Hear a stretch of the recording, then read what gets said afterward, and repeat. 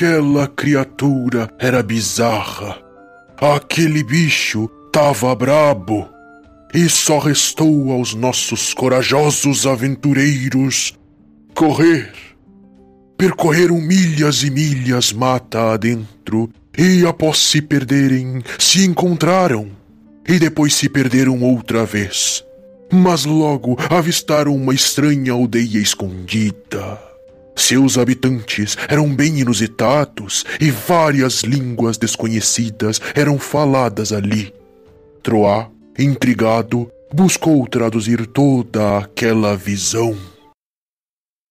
Eu aqui cheguei, vou me aproximando perto dessa gente, só observando. Carroça amarela, cavalo sem banho, e tem um coelho que é muito estranho. Uma bruxa preta, feiticeira, só mais uma cachaceira. Os idiotas, bem bobões, não sabem nem plantar melões. Tem também um homem careca, pelado, mas que safado, tô aterrorizado. Tem uma bailarina dançando do meu lado, tô ficando corado, apaixonado. Ha, ha, ha, ha, virou uma ave, virou uma ave. Ha, ha, ha, ha, não vai ter grave.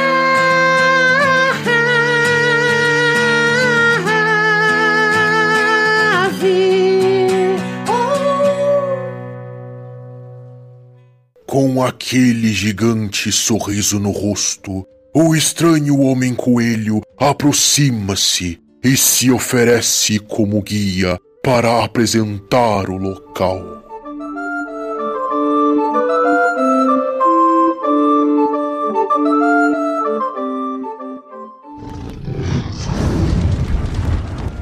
Olá, aqui é o Tiamat, e a primeira vez que me falaram de indie e me passaram uma música, eu achei que depois que eu escutasse ela ia começar a chover. Ah não, meu. Oh, mano. Eu tô triste, cara. Eu não tô rindo, eu tô triste. Olá, aqui é Troá, o Bardo, e o episódio de hoje é indispensável. Meu Deus! Que bosta! Olá, eu sou o Baldur e vamos ver o que eu indico pra vocês. Olha aí, ó. Boa, boa. Aqui é o Bron e eu gosto de filmes, independente do gênero. Era o melhor que eu conseguia não ter. Exato, de filme Índia Tainá 2 era melhor, hein? Ah, não sei, mas engraçado. Não, ficou bom, ficou tudo bom. Ficou tudo ótimo. Muito bem, gente. Nosso assunto hoje vai ser filmes indies. E por indie são filmes independentes, de estúdios independentes. Estou certo, Troá? Há algumas confusões, assim, entre indie e independente, mas a gente vai deixar bem generalizado para independentes e filmes com essa estética indie, ou que podem ser chamados de indie também. Vamos deixar em aberto e tentar discutir também aqui justamente o que seria um filme independente. Tá, e o que seria um filme independente? Uma boa classificação poderia ser, digamos assim, filmes que tentam sair dessa preocupação, digamos assim, maior em comercializar para a massa. Eles tentam justamente fugir desses meios de publicação, meios de produção, que já estão, de certo modo, determinados a trabalhar certas estéticas, certos gostos, certos interesses que vendem, coisas que vendem, né? Não fala de Vingadores aqui, hein? Tá bom.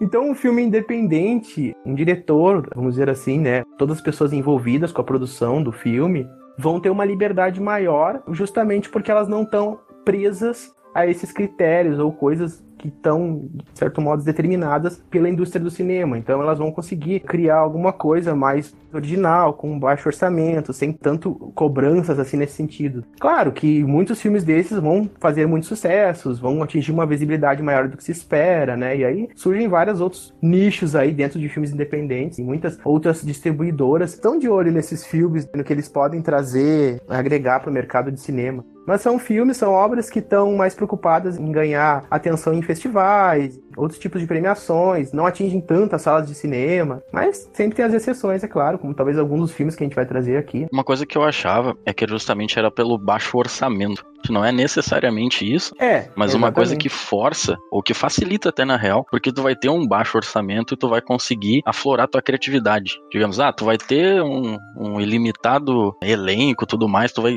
vai ter todo aquele dinheiro, tu talvez faça justamente o filme padrão pra pegar mais gente. Esse aqui, tu vai ter aquele algo a mais, vai ter o toque do diretor justamente pra fazer o troço ser diferenciado, né?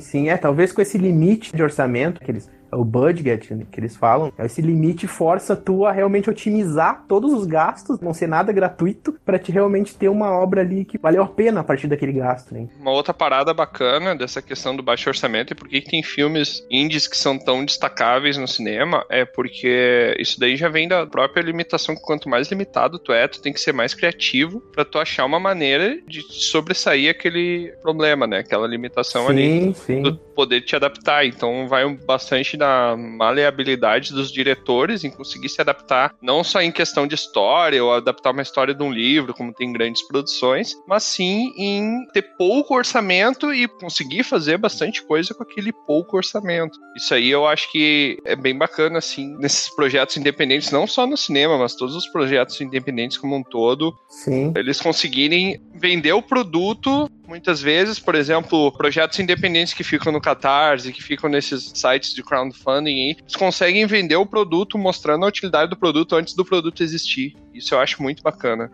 Mas aí eu já tô indo pro outro ponto. Você tá falando de produção de modo geral, né? Em outras categorias, mas com certeza é exatamente isso. Eu acho que vale a pena a gente falar que a gente vai trazer aqui, não é um top list de filmes nessa categoria, de filmes independentes, mas sim filmes que nós assistimos e que podemos considerar filmes que a gente gostou, que se enquadram nesse quesito.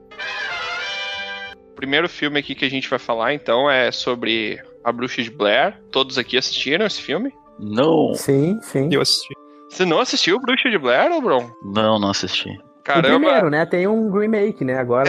Eu não assisti 3 anos atrás. Eu assisti também. Eu sei que ele teve orçamento bem baixo, assim, e teve um lucro exorbitante, mas eu não cheguei a ver. Eu sei a história, assim, coisinhas, detalhes. Não conhece nem Blair, né? Vai lá, bruxa.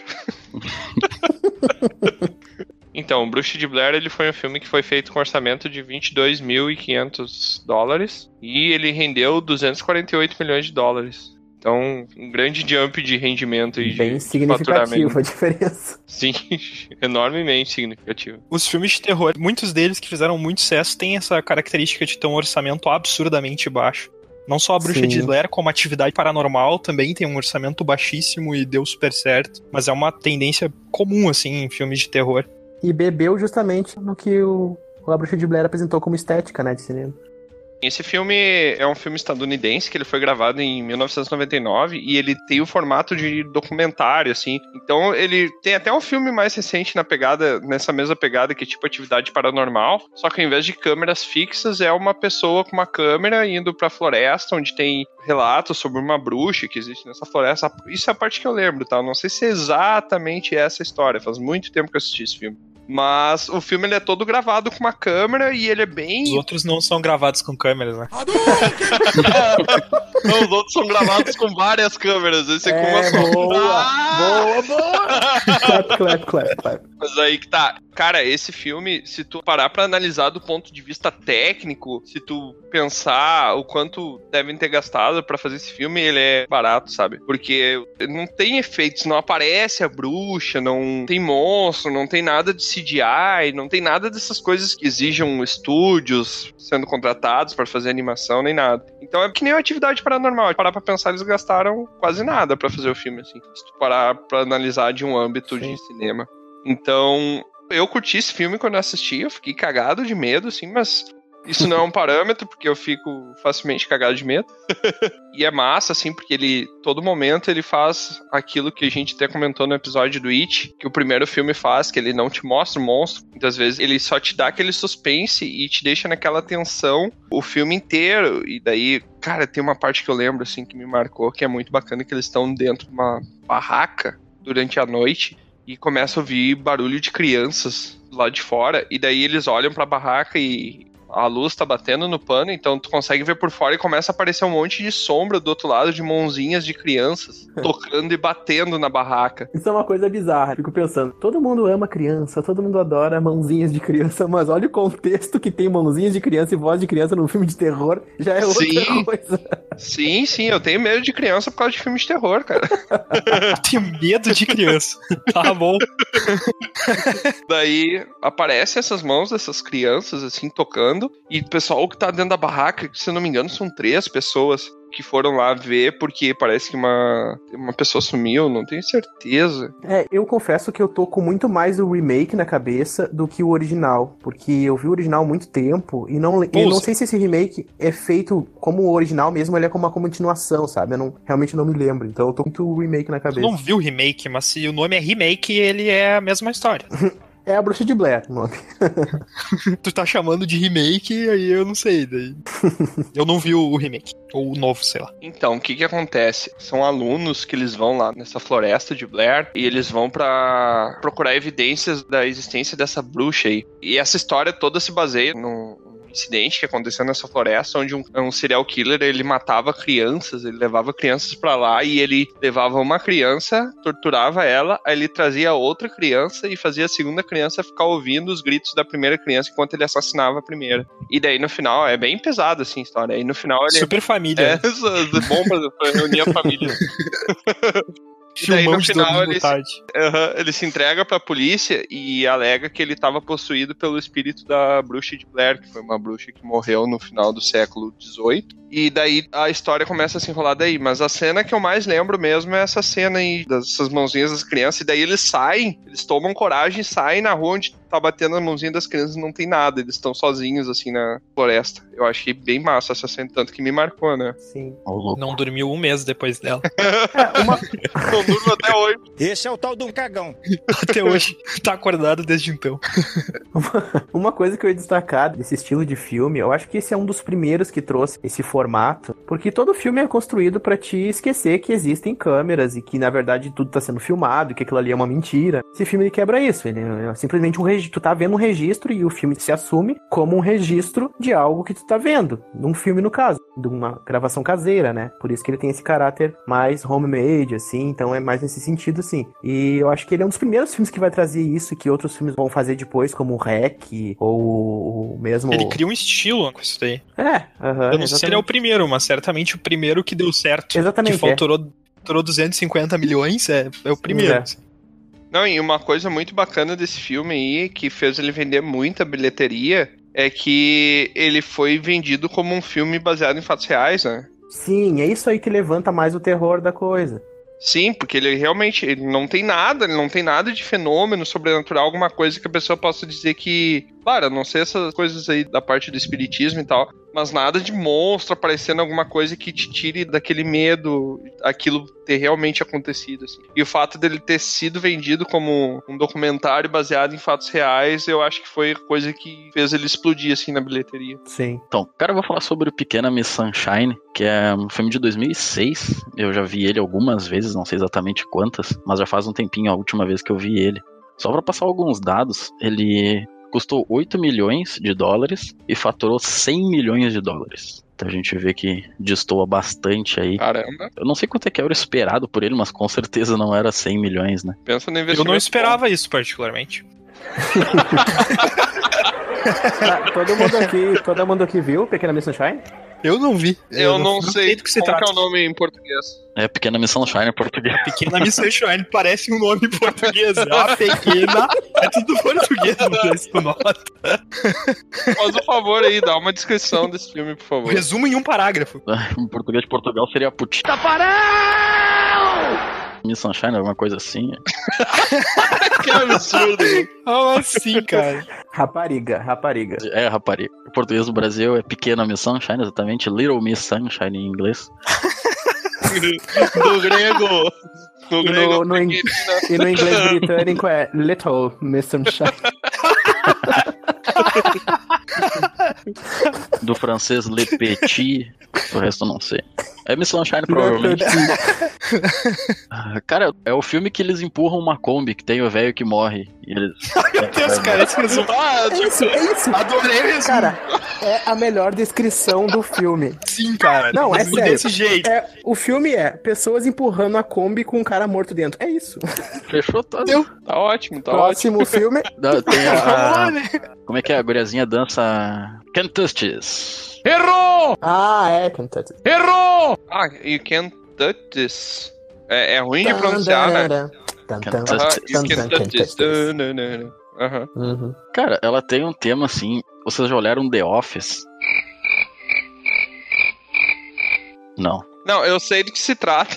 Eu comecei a assistir o The Office, mas não é o estilo de série que eu gosto, assim. E agora eu tô sendo metralhado por muita gente, porque essa série fez muito sucesso. Eu vi The Office, mas eu vi o americano. Não sei se vocês estão falando do britânico, que foi o primeiro. É o americano mesmo, americano, né, o cabeção? Se fosse brasileiro, ia ser o escritório. Não, é que tem o europeu. O The Office original é britânico. Ah, tá. O The Office americano chama The Office US. United States, caso você não esteja bem informado. Que é muito melhor do que o original. Mas eu já assisti. Ele é tipo aquela situação que ele não tenta ser engraçado pra ser engraçado. Ele tenta ser sério, mas acaba sendo engraçado pela tentativa de ser sério e se frustra nessa tentativa. Então ele, digamos assim, tem várias piadas de cunho sexual, de cunho de questão de drogas, questão de... Da morte, a morte mesmo, né? É, questão suicida. E ele acaba sendo sério, tentando ficar sério, não consegue, falha nisso e acaba sendo sério. Mais um filme família aí. Exatamente, muitas drogas. O filme é uma jornada de uma família que vai tentar enterrar o pai da família, no caso, o avô, no caso. E aí é toda uma jornada que eles conseguem uma Kombi, conseguem roubar o corpo. E aí, paralelo a isso, eles estão indo pra uma cidade onde vai ter um concurso que essa menininha, a pequena Miss Sunshine, vai querer participar do concurso. E aí o avô dela tinha ensinado uma dança meio quase como um striptease, assim, pra ela dançar, uma coisa meio estranha, sabe? Em paralelo a isso, tem um menino que o sonho dele é ir pra aeronáutica e ele não vai conseguir passar porque ele descobre que ele é daltônico. Então é um dilema, assim, um drama bem estranho, assim, numa relação com a família, nessa jornada, nessa Kombi, é uma coisa meio bizarra. E agora tô tentando me lembrar, eu não sei se é o avô que morreu, hein, Bron? Não, é que assim, na verdade, eu não quis corrigir, assim, tá? Praticamente certo. É que assim, ela consegue se inscrever num concurso numa cidade longe. E daí eles têm que ir todo mundo, porque o cara fez um voto de silêncio, esse que não conseguiu ir pra aeronáutica, até conseguir ele fica com voto de silêncio, né? Na verdade, até ele não consegue depois. No final ele consegue falar. E verdade. O vô ele tava numa clínica de reabilitação, e daí ele usava bastante droga, foi expulso por causa disso, daí voltou pra casa. O tio tentou se matar porque era gay.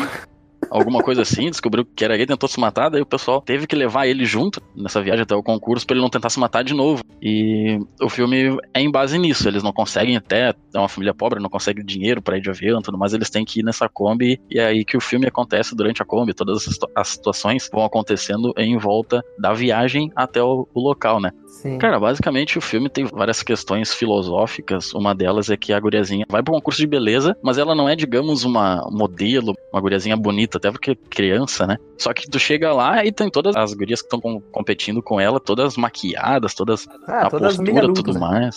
Exatamente, e ela não, ela é totalmente ao contrário disso. Daí tá, é um concurso, não é de beleza, é de talento, é tudo misturado assim. E daí o talento de uma é dançar, fazer tudo, é tudo conforme, digamos, uma competição séria. E daí chega na hora dela, ela começa a fazer isso que até o vô dela que ensinou, né? Começa a fazer striptease, só que no meio eles trocam tudo e fazem uma dança. Ela começa a dançar de uma forma maluca, assim, não como uma dança formal. E tem tudo isso, o desapego, tem todas essas questões. Vocês cortem a parte que eu falei, deixa só essa explicação do Bron, que é mais correta mesmo. Nessa altura do campeonato dá pra ver que, diferente dos episódios anteriores em que a gente dava spoiler de uma única coisa, aqui a gente vai tentar dar spoiler de uns 13 filmes, mais ou menos. Mas são filmes antigos, né? Pô, 10 anos? Passou de 10 anos, não é mais spoiler. Realmente, porque é um filme antigo, tem que ter visto. Esse daí que eles estavam falando, eu não vi. Eu também não, mas eu me interessei em assistir agora. Cara, é muito bom mesmo. Parece. Principalmente pela parte da Kombi. Ele, ao mesmo tempo que ele tem um conteúdo, digamos assim, pesado, ele tem uma estética leve, até ele trabalha com cores de um modo bem diferente, assim, e eu acho que ele tem uns contrapontos, assim, que favorece, talvez, esse humor negro, vamos dizer, que ele tem, né? Outro filme bacana, um filme alemão, chamado A Onda, que não tem nada a ver com água. Dando um resumo bem simples sobre o filme, é a história de um professor de história que tem uma ideia muito legal e os alunos estragam. Boa. É o resumo. Ou um professor que tem uma ideia muito legal e depois percebe que não era tão legal assim. Mas a ideia era legal, cara. Era tentar trazer os alunos Bom, dando o contexto, um professor vai falar sobre autocracias e ele tenta criar um ambiente meio autocrático na sala de aula, fazer os alunos se levantarem para falar quando forem dirigir a palavra a ele. Tô tentando introduzir questões disciplinares que são tão importantes para tentar fazer os alunos entenderem como aquilo era importante para o sistema funcionar, além de começar a explicar todas as coisas que estavam entre isso, como que funcionava da maneira mais minuciosa possível. E daí o problema é que adolescente é tudo idiota. A powerful Sith you must become. E daí começa num pequeno grupo, mas começa a crescer dentre os alunos esse espírito de autocracia dentre eles mesmo. E eles começam a tomar posições, posturas que não são muito bem vistas assim na sociedade. Começam a excluir as outras pessoas, começam a se... Formam grupos, né? Exato, eles começam a se juntar pra fazer pichação, pra cometer algum tipo de violência. Eles começam a criar um ambiente, assim, realmente nocivo. Pegaram toda a ideia legal que o professor teve e transformaram numa coisa extremamente preocupante. E basicamente essa é a história do filme. E no fim, qual era a ideia? Ideia? A ideia que ele teve, a ideia brilhante, eu não entendi. A ideia foi justamente tentar trazer os alunos pra dentro do sistema, sabe? Porque, tipo, uma coisa é eu te dizer, a disciplina é importante para manter um ambiente de autocracia. Punição é importante para manter alguma coisa. Outra coisa é tu entender como isso funciona, vendo, estando, sabe? É uma experiência diferente, tá naquele lugar, tá lá dentro, sabe? E mais ou menos é uma grande metáfora do nazismo, na verdade, que ele quer impor, né? Sim, exatamente. Exatamente. Ele quer construir um ambiente parecido com isso na sala pra tentar explicar essas questões de uma forma mais precisa. Só que foge do controle. Talvez porque sempre vá fugir do controle. Talvez porque realmente seja um comportamento muito nocivo, mas... não sei, foi um experimento interessante, eu achei uma boa ideia. É um bom filme, fica a indicação. Eu acho que esse filme realmente rende muito assunto também. A indicação? Olha A indicação. Boa. Nossa, essas piadas, eu acho que esse é o episódio com o maior número de piadas ruins. Tá, mas o Baldur, você quiser o nome original dele em alemão. Die Welle. Aí, ó. Tava procurando por esse filme aqui, eu vi ele no ensino fundamental. O professor botou pra gente. Não me lembro quase nada, só me lembro do professor ali e tal, e da historinha mais ou menos. Eu vi esse filme durante o ensino médio. Eu nem sabia que tu tinha ensino fundamental. Pra tu ver, né? Em 2008. Não parece. Não parece. Já fazendo referência a um filme que a gente já fala aí. Aquela pessoa. Já é uma boa deixa pra pegar e meter o filme aí, né? Ó, meter é o que mais aconteceu no filme.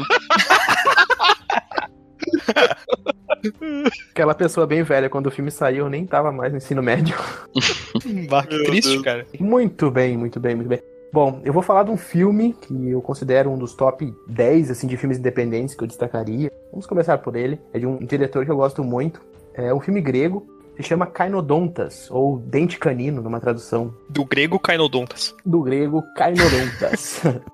O filme é um drama de uma família, na qual o pai de família, ele impõe uns certos costumes diferentes para os seus filhos e para a mulher dele. É um casal, um homem e uma mulher, e eles têm 3 filhos, um menino e 2 meninas.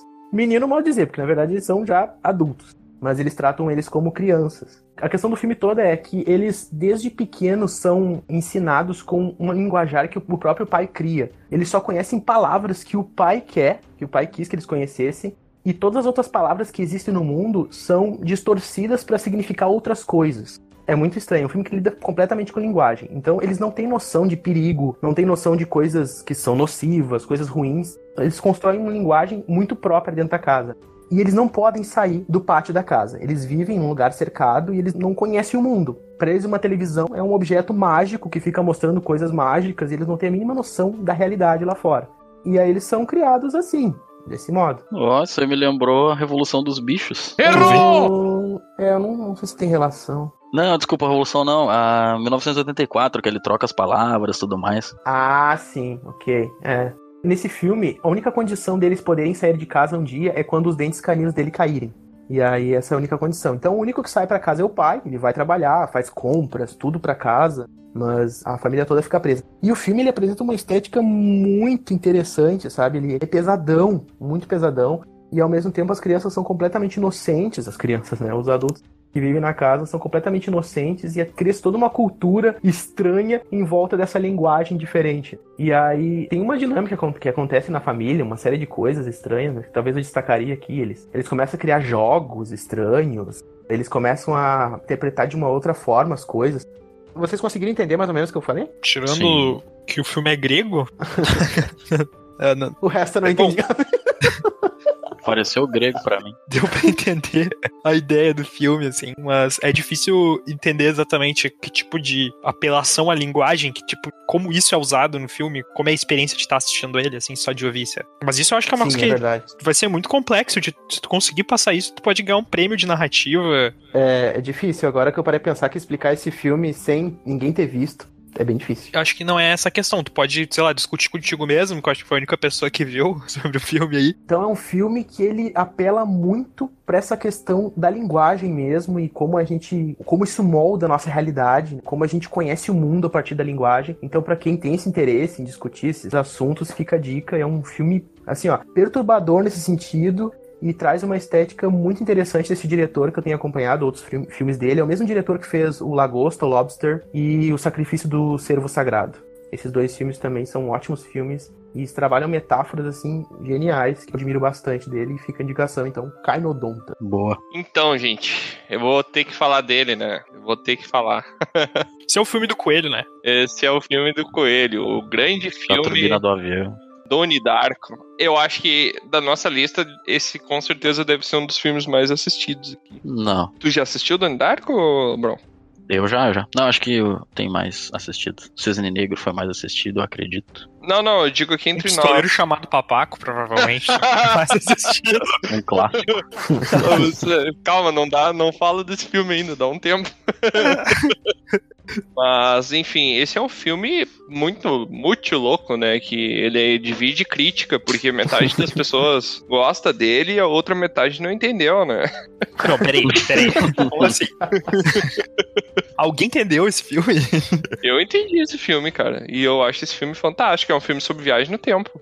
É muito louco, porque, tipo, é a história do Donnie Darko, né? O personagem principal. E ele é um guri que ele começa a enxergar umas loucuras. Eu não lembro o começo do filme, por que ele começa a enxergar umas loucuras. Alguém lembra? Caiu a turbina de um avião na cama dele.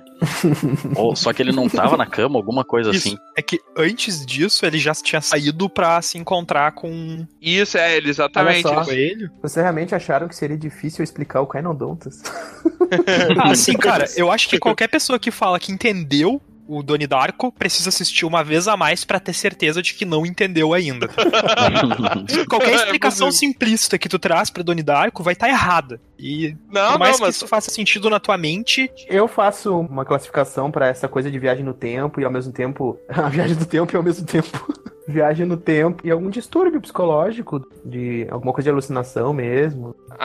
Sim. Tem várias interpretações desse filme, né? Mas na real eu acho que a proposta dele é...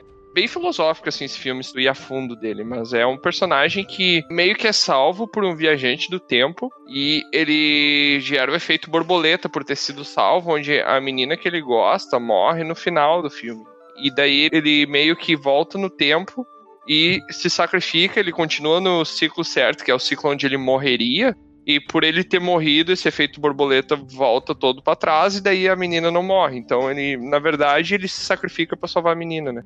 Mas tem várias tiras no meio, assim, tem várias tiragens desse filme que são muito bacanas, inclusive a frase que eu mais gosto, assim, uma das frases que eu usava nas minhas redes sociais, quando eu era blogueirinho, de capinha de Facebook e tal. Revelações. É a frase que quando ele tá com a velhinha no colo, e daí a velhinha chega no ouvido dele e sussurra que todas as criaturas vivas na Terra morrem sozinhas. É um filme bem pra te botar na bad, assim, se tu pegar um contexto dele, ele é pra te botar na bad, sabe? Mais um filme família pra isso. A gente nasce sozinho, morre sozinho, o que acontece no meio é vitória, sabe? Porque o resto é só merda, assim. E eu achei bem bacana, porque eu gosto bastante desses filmes melancólicos. E esse é um dos filmes mais melancólicos, assim, que eu conheço. Não sei se tem algum que consegue tirar esse posto dele, assim. Porque no final, o cara, meio que tudo que ele fez no filme foi em vão, porque ele se mata É muito triste a cena, assim, porque na verdade no começo do filme ele foi salvo porque tem um viajante no tempo que se veste de coelho e ele meio que salvou o Donnie Darko, assim, por chamar o Donnie Darko pra ir num lugar lá, ou trazer uma pista pro Donnie Darko sair de casa. E daí acontece um acidente aéreo onde um avião cai e uma turbina de avião cai em cima da casa dele, bem em cima do quarto dele. No final do filme ele consegue voltar no tempo e aparece ele entrando em casa e indo deitar. Aparece ele deitando na cama e só dá aquele barulhão de turbina chegando, assim, e daqui a pouco uma destruição, assim. Ele meio que deixou a turbina acertar ele e matar ele, porque dessa forma ele não geraria o efeito borboleta que ia matar a menina que ele gostava. Eu já vejo o filme como uma grande metáfora da depressão e aquele coelho é isso. O legal desse filme, cara, é que a gente pode ficar a noite inteira discutindo sobre ele, porque ele tem muitas interpretações diferentes. Sim, sim. Ele é muito ambíguo em vários aspectos, sabe? Então, tu pode interpretar 3, 4 coisas diferentes. Uma das vibes dos filmes independentes é justamente isso. O diretor, ele aposta em coisas que talvez não se vendam, entendeu? Se uma grande produtora fosse produzir um Donnie Darko, seria uma aposta muito estranha, porque é aquela coisa de que tu pode odiar o filme, entendeu? Então, justamente exploram coisas, assuntos filosóficos, ou uma coisa que pode explorar uma estética, ou uma coisa mesmo de causar estranhamento ao espectador, que não é uma coisa que ele quer vender, ele quer que se fale bem ou mal do filme, querem que seja discutido. Sim. Por isso que uma galera se juntou numa garagem com 4,5 milhões de dólares e fez um filmezinho com um orçamento baixo. Exatamente, que é bem baixo, é considerado baixo. É absurdamente baixo, né? E o ator que fez o Donnie Darko, ele é conhecido por fazer uns outros filmes na mesma pegada. Então, o que eu vou falar, o próximo é um dele. Acho que eu até podia fazer um gancho aqui. Pode fazer, vai lá. Beleza. O filme que eu vou falar agora é também com esse ator, é o Jake Gyllenhaal. O filme é o Nightcrawler, o Abutre, um filme de 2014, também americano. Não é um filme dos X-Men, né? Não. Olha aí. Isso, é um filme índio dos X-Men. É um filme índio super. Um mutante índio. Então, o Nightcrawler, vocês já viram? Não lembro. Bom, o Nightcrawler é um filme que conta a história de um cara que tá procurando emprego e aí ele resolve tentar a vida de um repórter, freelancer, independente, que vai estar pegando a sua câmera ali, filmando coisas e fazendo aquela coisa do breaking news, sabe? Mandando para pequenas empresas de mídias e, enfim, de jornalismo, coisas feitas por ele para tentar vender o produto, vender as imagens que ele consegue, às vezes antes das pessoas que trabalham para essa empresa, os contratados. E ele começa a levar a vida assim, ele cria a própria empresa a partir de catástrofes, acidentes, incêndios ou coisas do tipo, mortes. Ah, tá. Esse é o filme que tem um momento dorgas total que aparece uma aranha gigante na parede, né? Claro, não me lembro disso, Que não. é o mesmo ator que fez o Donnie Darko, o personagem principal. Sim, é o mesmo ator que fez o Donnie Darko. O Bron, tu viu esse? Eu não vi esse, não vi. Então ele começa a entrar nesse mercado de submundo, assim, das produções independentes, e ele começa a perceber que é uma coisa meio cruel, ele, na verdade, busca pelo sofrimento humano, tá aí a metáfora do Abutre, ele busca por mortes e por sofrimento humano para ganhar dinheiro com isso.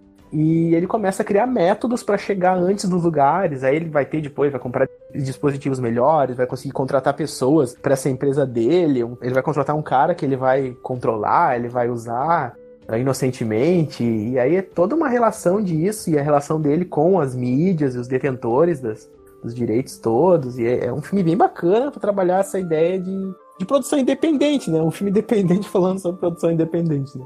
E é muito bom, eu gostei bastante desse filme. Esse filme teve na Netflix, não sei se ele ainda tá na Netflix disponível. Esse filme até foi indicado, ele teve indicação de melhor roteiro, se eu não me engano, em 2015. Melhor roteiro original. Sim. Eu acho que é a mesma coisa de melhor roteiro, né? Não sei. Tem um melhor roteiro que não é original, tipo, o melhor roteiro copiado. Melhor roteiro pirata. Melhor plágio. E esse filme, ele tenta, então, ser bem envolvente nessa jornada desse cara, e do que ele vai fazer e aí tem um desfecho bem interessante também, como ele vai se relacionar com o personagem que ele vai contratar, que é bastante importante pra história, e como ele vai se engrandecer. Ele começa pequenininho lá com uma câmera e depois ele já tá muito maior que os outros freelancers que existem na cidade, e como ele faz o método dele. E uma escolha de ator eu acho que foi muito boa também pra esse papel, e eu gostei muito desse filme. Fica a indicação também, o Abutre. Esse ator, ele tem uma cara de transtornado, né? Parece que tem sempre alguma coisa muito errada acontecendo. Só pra a informação, tem o melhor roteiro original, que é realmente o cara vai lá escrever, fez todo o troço. Tem o melhor roteiro adaptado, por exemplo, de algum livro, alguma coisa assim. Sim, exatamente. Olha aí. Vou falar sobre o Cisne Negro, Black Swan, Tá certa a pronúncia aí, Tiamat? Tá razoável. Tu tem que dar um pouquinho mais de atenuação no A. Então fica Black Swan. Então, daí eu vou falar sobre o Cisne Negro. Ele é um filme de 2010 e ao todo gastou 13 milhões de dólares pra fazer e arrecadou incríveis 329 milhões de dólares. Tá bom, isso. Ele conta a história de uma bailarina. A história, assim, falando, parece um filme simples. Eu não sei quantos de vocês olharam já. Eu olhei. E nada mais. Ele conta a história de uma bailarina que era muito boa. As sinopses do Bron são os melhores. Não, pera aí, os caras andando de Kombi e uma bailarina que eu vou chegar nesse nível, cara. Era uma vez uma bailarina. E aí, tinha outra muito má. É que assim, ó, ela era uma bailarina boa nos dois sentidos. Porque ela era uma excelente gostosa. Bailarina e porque ela... Não. Tá tudo Quantos errado, sentidos né? tem dessa palavra, cara? Então são nos três sentidos, mas digamos o principal que eu tava querendo me referir é que ela é uma boa bailarina de ser uma pessoa boa e uma boa bailarina que ela também fazia o papel muito bem. Só que ela precisava ser uma bailarina do mal, do bem e do mal ao mesmo tempo. Por isso o Cisne Negro. Então, ela... Esse filme tá superando complexidade do Donnie Darko. Tá? Pelo menos com a explicação do Bron. Tá, ela tinha que interpretar a morte do cisne, né? A morte do cisne. Exatamente, do Cisne Negro. Ela tinha toda a leveza, todo o lado bom do branco, só que faltava pra ela todo esse lado mal, que era do lado do negro. Na questão dela ser do bem, é que a mãe dela também era bailarina, incentivava ela, treinava desde pequena e tudo mais, e ela tinha todo esse lado bom, delicado, só que ela não tinha o lado malicioso, o lado mal. Até o diretor dela que ficava puxando isso, a gente pode até colocar uma máscara sobre esse filme que poderia ser sobre qualquer coisa. Tem o Splash também, que é da bateria, que puxa por esse lado. Tem vários filmes assim, só que nesse caso eles puxaram pro balé mesmo, né? Porque tem toda essa questão do Lago do Cisne, do Tchaikovsky, que é uma grande peça. Ele consegue trabalhar bem esse lado. Então ela precisava aflorar esse lado mal e o diretor dela que puxava ela, fazendo várias coisas. Tentou dar droga pra ela, até conseguiu, na verdade. Contratou uma guria que tinha toda essa malícia pra justamente tentar puxar esse lado dela. Cortando um pouquinho, na parte do final do filme mesmo, eles começam a ter uma discussão que ela não poderia atuar. Então ele colocou essa segunda, que é a Mila Kunis, até que interpreta, colocou ela pra trabalhar nesse lado. E ela justamente ficou com essa raiva, ela sentiu esse sentimento. E até que o filme mostra a questão do doppelganger, mostrava o lado mal dela. E na última cena ali, a cena clássica, que ela tá no banheiro se vestindo, a Mila Kunis. Daí chega a Natalie Portman, que é a principal, a Nina. E ela vê, ela se maquiando pra entrar e ela começa a lutar, começa a brigar com ela pra descontar toda a raiva, aflorando justamente o lado do Cisne Negro. Então naquele meio daquela briga, elas quebram um espelho. E a Natalie Portman pega e, com um caco de vidro, mata, digamos assim, a Mila Kunis, esconde ela no banheiro e ela tem uma transformação toda visual que ela consegue puxar esse lado do Cisne Negro. Até no meio da situação ali, quando ela tá puxando o corpo, ela vê ela mesma lá, o lado, digamos, bonzinho dela. Então, quando ela resolve deixar a Mila escondida no camarim, ela faz toda a encenação de uma maneira perfeita, conseguindo interpretar os dois lados, o Cisne Negro aflorando nela. Então ela pega, morre, que tem a morte do cisne na peça, só que ela tá sangrando. Então ela descobre que realmente ela acabou matando aquele lado bom, completando essa situação, misturando aí a realidade com a fantasia. Ela, acho que morreu no filme, né? Não fica bem claro isso. Ela mata ela mesma lá no banheiro. Não existe aquela outra personagem. Exatamente, é o lado escuro dela que ela tem que acabar se matando. Tem vários filmes que tratam disso. É um baita spoiler, né? Mas esse filme muita gente viu. Quem assiste nosso canal sabe que spoiler... Já sabe, né, meu? A gente não consegue fazer nada sem spoiler. Qualquer episódio de qualquer coisa tem spoiler. Ah, mas aí ela era, na metáfora, o cisne branco e no final ela vira o negro. Exatamente. É que eu achei que ela tinha que ter um pouquinho de cada. Ela viraria, sei lá, o cisne xadrez. Não, mas é isso aí mesmo. Ela, é porque ela já tem o lado do cisne branco, o lado bom. E ela precisava aflorar o lado mal. E daí quando ela acaba matando a Mila Kunis, que na verdade eu interpretei que ela não existia. Que só foi colocada ali e ela tinha essas alucinações, que era o lado negro dela que ela precisava aflorar. Então quando ela matou ela conseguiu matar o lado negro, conseguiu então, matando uma pessoa, transformar esse lado negro, só que na realidade era ela mesma. Então ela acabou usando os dois papéis e acabou se matando no final. O que acontece? Ela veio fazer o papel do cisne branco, na morte do cisne, né, na peça, e ela queria fazer muito do cisne negro, só que o diretor disse, não, você não pode fazer porque você não tem a postura de má.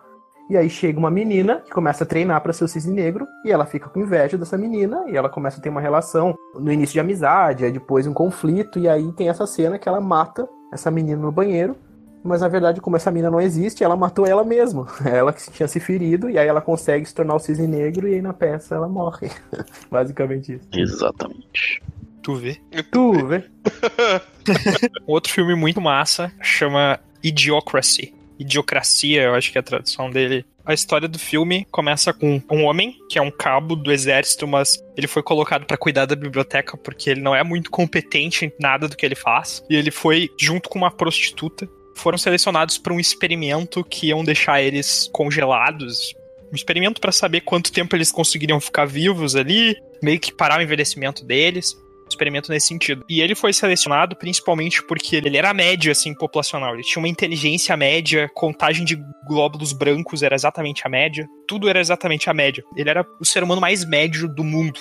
E aí a história é que ele é congelado, o projeto acaba não indo pra frente, a instalação é abandonada, e deixam ele e essa prostituta que chama Rita, vou começar a falar Rita pra não ficar chamando ela de prostituta. E ele ficam lá jogados, esquecidos, e se passa muitos anos, muitos anos, se passam 500 anos, algo assim. Aí eles acordam, finalmente, por causa de uma aleatoriedade do destino, e eles estão numa sociedade no futuro, só que aconteceu uma coisa extremamente inesperada por todos, é que a sociedade foi ficando cada vez mais burra com o tempo. Então a maior parte das pessoas, se não todas as pessoas, é extremamente idiota. Todo mundo é muito burro. Ah, por isso que se chama Idiocracia! Ah, agora eu entendi! E aí, nesse momento, o que antes era o ser humano mais médio no mundo se torna o ser humano mais inteligente. E aí, por exemplo, eles estão vivendo um problema, eles não conseguem mais alimentar as pessoas, porque eles não conseguem mais praticar agricultura, tá tudo dando muito errado. Quando o personagem principal, esse é o Joey, ele descobre que eles estão regando as plantas com Gatorade, porque tem eletrólitos. E eles acham que porque tem eletrólitos é melhor para as plantas. Daí quando ele sugere que eles deviam regar plantas com água, todo mundo fica tipo, como assim água? Aquilo que se usa na privada? A gente bebe Gatorade, por que as plantas precisam de água, sabe? E todas as pessoas, elas têm um conhecimento que eles nem sabem o que é eletrólitos, eles só sabem que eles têm que consumir Gatorade e isso que é bom. Chega no bebedor, sai Gatorade, sabe? Cara, é um filme extremamente engraçado. O Terry Crews aparece no filme. Eu quero ver como é que eu vou editar pra tirar a marca Gatorade do que tu falou. Não edita, eles vão nos patrocinar depois. Paga nós. Mas é um filme muito engraçado que fala desse futuro meio distópico, assim, falando que as pessoas estão se tornando mais alienadas, acreditando, sei lá, tem uma propaganda que fala que eles beberem aquela bebida é bom porque tem eletrólitos e aquilo faz bem, eles não sabem o que é aquilo, não sabem se isso é verdade, mas todas as pessoas estão vivendo tanto de publicidade, estão vivendo digital que as empresas falam pra ela, que elas se tornam tão alienadas a ponto de gerar uma sociedade majoritariamente idiota.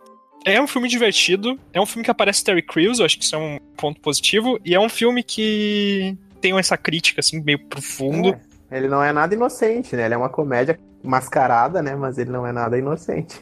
Mas, enfim, o último filme que eu vou comentar sobre vai ser o Ex Machina, de 2014. Vocês conhecem? Sim. Não conhece o Ex Machina, Bruno? Não, só ouvi falar, mas não sei história nem nada. Então, o Ex Machina, ele traz um conceito muito interessante que foi criado pelo Alan Turing, que é o chamado teste de Turing, que serve para identificar se uma máquina é humana ou não, digamos assim, sabe? Porque se ela consegue se passar por humano ou não. Consiste em 3 testes, que é a sala chinesa. Na verdade, são várias versões, né? Depende. Ele tem o Imitation Game, que é o jogo de imitação. A sala chinesa é bem bacana. Vai passar o troço por debaixo da porta lá e traduzir. É, exatamente. Uhum. Tá, mas enfim, o propósito do filme é que tem um desenvolvedor lá que ele conseguiu desenvolver uma inteligência artificial que promete passar no teste de Turing, que é se passar como tu ser uma pessoa, tu interagir com ela e tu não perceber que ela é uma máquina. Basicamente é isso que o teste de Turing faz. Tu pegar uma inteligência artificial e tu não perceber que ela é uma inteligência artificial e sim pensar que é uma outra pessoa atrás da cortina falando contigo. Mas enfim, ele começa a fazer um sorteio de alguém que vai ir nessa ilha, porque esse cara é ricaço, então ele mora numa ilha que só mora ele, e daí os projetos dele são todos lá, e daí ele chamam uma pessoa pra fazer o teste de Turing, que é um cara que ganha uma premiação lá no sorteio. Basicamente é isso, ele ganha num sorteio e é contemplado em ir lá nessa ilha. Daí ele vai nessa ilha e conhece esse desenvolvedor aí, que tem um protótipo super avançado de inteligência artificial, que é o Nathan Bateman, que ele mora sozinho numa ilha, ele é meio que podre de rico, assim. E daí ele faz um sorteio e um programador chamado Caleb Smith, ele ganha esse sorteio e ele vai pra lá, e ele vai participar de um teste de Turing, só que na verdade eles querem provar que a inteligência artificial que o Nathan fez consegue se passar por humano, né? Então o Nathan programou tudo pra ela, na verdade é uma máquina do sexo feminino, né, que é a Ava, e daí ele programa ela até pra ela seduzir o Caleb e tal, e é bem bacana, assim, porque ele tá lutando contra isso, porque ele sabe que é uma máquina, mas ele começa a meio que se apaixonar pela máquina, porque ela realmente tá passando ali no teste de Turing, ela tá conseguindo simular emoções pra manipular o Caleb, então ela chegou no último nível ali da inteligência artificial, que é conseguir manipular humanos através da própria inteligência artificial. E aí o filme é bem bacana, assim, depois tem vários enredos, onde esse Nathan, ele tinha outras robôs que ele meio que usava como escravas sexuais e tal, e daí entra no conceito que pode ser considerado uma escrava sexual ou por ser só uma máquina, seria como se fosse, sei lá, algum instrumento sexual, alguma coisa assim. E daí, no final do filme, é bem legal, assim, porque ela finalmente passa no teste, assim, ele se apaixona totalmente por ela e começa a fazer as coisas pra elas. É bem legal esse filme, eu recomendo assistir. Eu não assisti, mas dizem que tem uma versão parecida com ele, que é o Her, também. Ah, eu vi esse. O Her é fantástico. Esse daí não é um filme indie. E daí já é então não precisa falar, então. Não, tô zoando. Mas o que é interessante, Tiamat, nesse filme também do Ex Machina, é que a própria simulação, se voltando contra o criador, ela cria situações onde ela consegue conversar em segurança com ele, sem que o dono, o criador, consiga ver. E aí ela começa a criar todo esse conflito dela com o cara, dizendo que eles podem fugir dali e tal, e que ela tem noção disso tudo. Então ali ela demonstra a fraqueza humana, e esse interesse também, criando aqueles cortes de energia. Na verdade, ela não demonstra fraqueza humana, ela simula, né, uma fraqueza humana, porque ela é uma máquina, simula, ela não consegue ter, propriamente dito, pensamento humano, e sim, ela consegue simular através de código, né. É que eu não passei no teste, ela me pegou. Boa. O Ex Machina, ele teve um orçamento de 15 milhões e ele ganhou 36 milhões. Não é muito se a gente comparar com os outros filmes que a gente comentou aqui, mas ainda assim é mais do que o dobro. Um outro filme também que eu gostaria de falar é um filme canadense de 2008 chamado Pontypool. É um filme que se passa na cidade de Pontypool, em Ontário, no Canadá. E ele se passa o tempo inteiro dentro de uma rádio, de uma estação de rádio da cidade, uma rádio local da cidade, no meio de um lugar completamente... Lá vem o Troar com esses troços de rádio, velho. Ele tem um negócio com rádio. Não é. Não, tem. Tranquilão. Tem. Eles ficam nesse lugar fazendo a programação diária que eles fazem, uma programação diária, né? Uma programação noturna eles fazem, né? Na verdade, não é diária, é diariamente, mas é à noite. Eles fazendo a programação, e aí é ele e uma mulher, e o radialista, enfim, uma programação normal. Eles começam a descobrir pessoas ligando para ele da cidade, que tá acontecendo mortes, destruições, as pessoas estão malucas, estão loucas, se matando umas às outras, eles não conseguem entender o que está acontecendo. E aí eles não saem da onde eles estão ali, tanto é que eles estão presos por uma nevasca, eles vão ficar nesse lugar, nessa cabine, tempo, alguma coisa assim acontece, e eles não vão pra cidade, né? O filme todo se passa dentro dessa cabine. E aí eles tentam a distância descobrir o que tá acontecendo. E as pessoas não sabem o motivo que tá acontecendo, mas as pessoas estão se comportando quase como zumbis, ou coisa do tipo, né? Uma analogia aos zumbis de filmes que a gente tá acostumado a consumir. Até que pessoas vão nesse lugar, né? Pessoas que moravam ali perto vão nesse lugar, invadem essa estação, mas eles ainda estão dentro do lugar da cabine de gravação, que é protegido, de certo modo, né, por uma espécie de um vidro, assim, eles ficam ali dentro. E aí eles percebem que as pessoas estão completamente diferentes, alteradas fisicamente, como zumbis, se matando, se batendo nas paredes. E é bizarro, sabe? O filme ele trata de uma espécie de... Tu não sabe se é um vírus ou se é alguma coisa, tu fica tentando entrar nos clássicos de ficção pra tentar descobrir o que tá acontecendo, né? Mas aí, como vai ter spoiler, o filme eles descobrem que o que alterou as pessoas foi algum tipo de palavra que foi dita, né?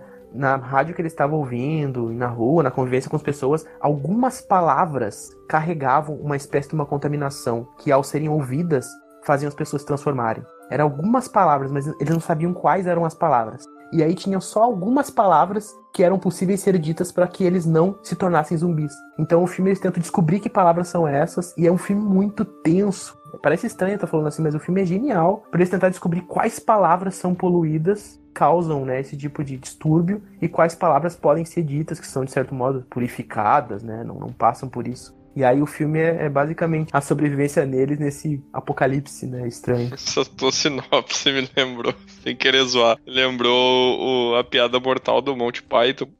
Não sei se tu já assistiu. Não me lembro. Que era uma piada que se tu lia, tu ria até tu literalmente morrer de rir. E daí chega um ponto que eles querem usar a piada como arma na guerra, daí eles pegam o cara pra traduzir pra alemão, só que daí o cara é um tradutor, aí ele lê, ele morre, daí eles dividem a piada em várias palavras e dão para vários tradutores traduzir somente aquela palavra, e aí depois eles juntam alguma coisa, dão alguma maneira de juntar a palavra e ficam jogando panfletos na guerra com a piada em alemão quando se faz isso. É muito bom, cara. Esse episódio não me lembro de ter visto. É muito bom, cara. Bom, mas fica a indicação, é um filme bem original, assim, né, nesse filme pós-apocalipse, de zumbis, né, e nesse gênero, ele tenta trazer uma pegada bem diferente, né, uma questão de linguagem também, uma metáfora interessante, e um orçamento baixíssimo também, é um filme que se passa o tempo inteiro dentro de uma sala de estúdio, de rádio, então tu fica imaginando, tu nunca vê o que tá acontecendo lá fora, as pessoas se destruindo, a cidade sendo destruída, tu só imagina, fica no imaginário também, é uma coisa relacionada à literatura, é um filme bem interessante, vale a pena dar uma atençãozinha a ele. Pontypool é o nome do filme. Bacana, fica aí a indicação aí. Na verdade, todos os filmes que a gente falou aqui, indicação, eu espero que os spoilers que a gente deu não te desmotive a assistir eles, porque, cara, filmes indies geralmente me chamam mais atenção que esses blockbusters aí, por causa da questão de ser algo, muitas vezes, a maioria das vezes é algo totalmente inesperado. Vai ter sempre a surpresa. E a gente não pode deixar de citar, né, um filme brasileiro aí muito importante, agora no finalzinho, que... Esse filme, ele tem trechos dele no YouTube e vocês podem procurar, que é um... Talvez vocês não devam procurar. Que é um pistoleiro chamado Papaco. Que bosta. Que levas nesse caixão? Um monte de bosta. Que é uma obra indie também. Ele tem uma cena icônica que ele conta toda a história de um pistoleiro, né? Muito misterioso, andando pela... Eu acho que parece pela Caatinga, assim, o lugar que ele tá. Mas, enfim, é um pistoleiro brasileiro. Ele tá andando e ele tá sempre carregando um caixão, puxando um caixão através de uma corda, né? E eu não acredito que eu tô fazendo a sinopse disso. Eu também não, cara. Eu também não. Tô esperando ansiosamente. Com seriedade ainda, né? Tá com muito mais seriedade eu que o Gão pensei. falando de cisne preto, cisne branco. Cara, tem que ler a sinopse na Wikipedia, cara. É sensacional. Olha a sinopse do filme. O pistoleiro chamado Papaco vaga pelo oeste, arrastando seu caixão recheado de mercadorias preciosas, que só são reveladas ao público no final do filme, para negociar com um grupo de bandidos da cidade de Santa Cruz das Almas. Encontra em seu trajeto um homem chamado Pancho Favela, que o desafia, mas Papaco vence facilmente. Essa parte eu não vou ler. Não tem problema. Vence facilmente, logo em seguida. No caminho, após duelar e matar seus 4 maridos, Papaco conhece Linda, que pede para acompanhá-lo. Não parece. Pera, deixa eu terminar, tem mais 2 frases. Ô, Tiamat, essa Linda era uma pessoa muito boa? Não parece. Mas enfim, continuando. Chegando na cidade, várias gangues ligadas aos chefes locais do crime, Gianni e Sapato. Gianni e Sapato tentam roubar a mercadoria no caixão. Após ser acolhido no bordel da cidade pelo Papa defunto, Papaco é rendido pelo anão Big Boy, mas finalmente consegue negociar a mercadoria. Tá merda, velho. Eu já tô afim de assistir o filme de novo. É Oscar, isso aí é Oscar. Nossa. Tá, gente, mas falando sério, esse é um pornô chanchada de 1900 e lá vai pedrado. Deixa eu ver de que ano. Ele é de 1986, cara. Obra de arte. Cara, esse filme é muito engraçado. Eu tenho uma história muito boa pra falar desse filme. Senta que lá vem a história. Que é... que eu tinha um amigo meu, eu tenho 2 amigos meus, tá? Que é o Sr. Jovem. Eu tenho 2 amigos meus. É só 2. Não é, é só dele também, né? Mas enfim, eu vou chamar de o amigo 1 e o amigo 2, tá? E daí o amigo 2 não conhecia esse filme.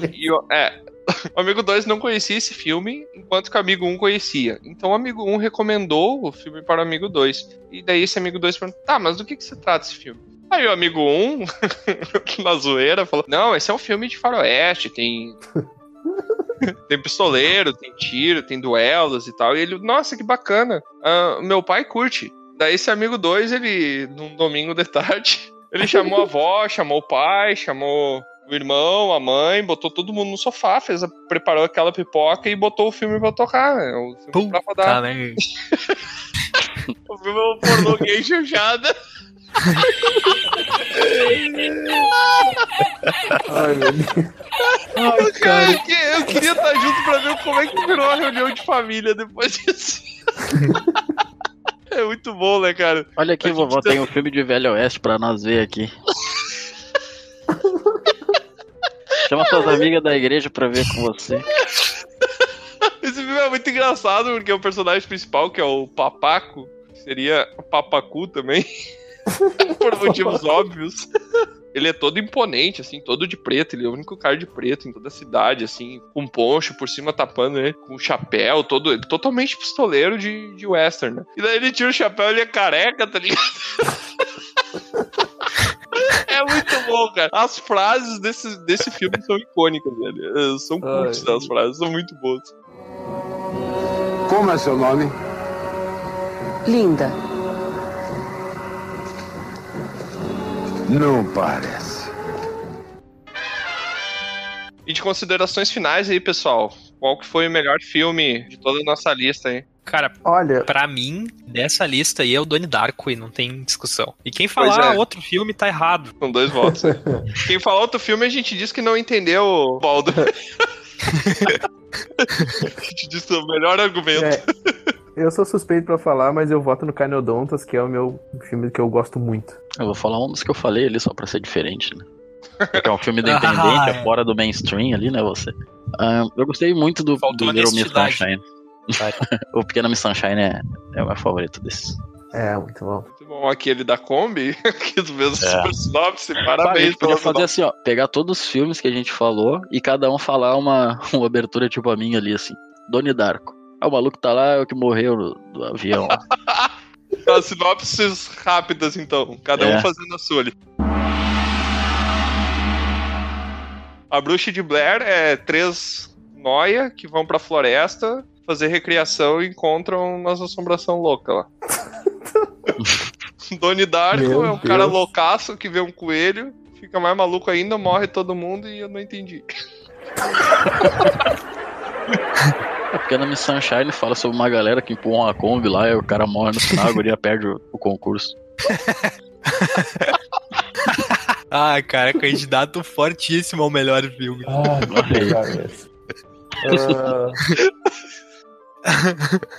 A Onda é um filme que não fala de água, sobre um professor que tem uma ideia muito legal, mas acaba transformando toda uma turma em um bando de autocratas sem noção. Olha. É isso aí, cara. Rápidas. Cainodontas é uma família que mora numa casa e fica presa e ninguém sabe falar nada e eles só vão sair quando o dente cair. Perfeito. Ah, muito bom. Que isso? Ai, cara. Pontypool é um pessoal preso dentro de uma rádio de estúdio e eles têm que falar palavra boa ou palavra ruim e descobrir que a morte está perto. O Abutre é a história de um cara desempregado que vai conseguir dinheiro à custa da morte das pessoas e vai ser feliz. Meu Deus. O Ex-Machina é a história de um cara que é carentão e daí ele acha uma robô e daí a robô faz ele comprar uns troços lá e ele vai embora. Nem tem isso no filme, eu não sei por que eu falei isso. É improvisando. Faz ele comprar uns troços. Agora quero ver o Papaco. Pistoleiro Chamado Papaco, ele é um filme bem profundo aí, com uma filosofia que traz todo um pensamento neopolítico sobre a organização das pessoas em uma aldeia e como um vigilante que chega misteriosamente nesse local, ele consegue mexer com a vida de todo mundo aí, fazer uma reorganização a nível municipal ali, e ele traz toda uma reforma para esse lugar através de algumas ferramentas que ele traz consigo em seu caixão. Questão do comércio internacional, né? Não tem nada a ver. Cadê o resumo? Idiocracy é um filme que fala que no futuro todo mundo vai ser idiota. É isso. E o futuro é hoje. 2019. Foi um filme gravado em 2006, então em 2019 o futuro tá tudo certo. Exato, realmente. Ó, por último, não menos importante, o Cisne Negro, ele fala sobre uma bailarina que ela é boa, ela não consegue ser boa ruim, daí ela pega e se mata. E é isso aí. O Cisne Negro é um filme que fala sobre uma bailarina boa, mas ela podia ser melhor. Olha aí, ó. E agora parece que piorou!